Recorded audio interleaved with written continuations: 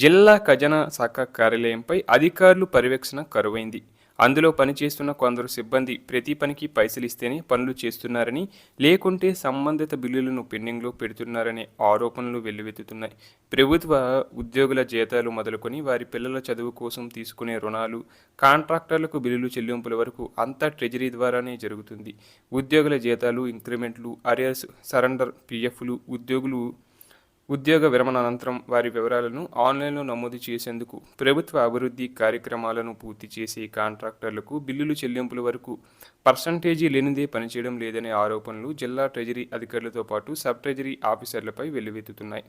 DTO, STO కార్యాలయాల్లో పనిచేసే అధికారులు మొదలుకొని కంప్యూటర్ ఆపరేటర్ల వరకు ఒక్కొక్కరికి ఒక్కో పర్సంటేజీ ఇవ్వాలనే తంతు ఆయా కార్యాలయాల్లో కొనసాగుతుంది.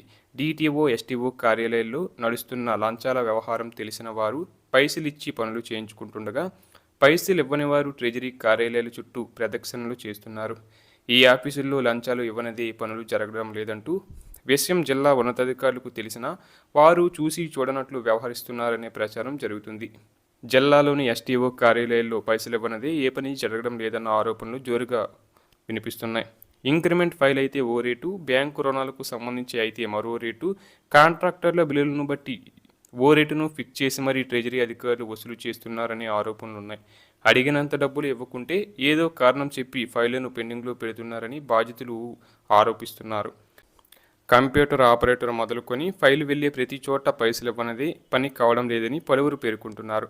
ఓ జిల్లా అధికారి తన కుమారుడిని విదేశాల్లో ఉన్నత చదువులు చదివించేందుకు పెట్టుకున్న బ్యాంకు రుణానికి సంబంధించిన ఫైలుకు కూడా 10% పర్సంటేజీ ఇవ్వాల్సిందేనని అధికారులు పట్టుబట్టగా అతడు అడిగినంత ఇచ్చిన తర్వాతే ఆ ఫైల్ క్లియర్ చేసినట్లు తెలిసింది.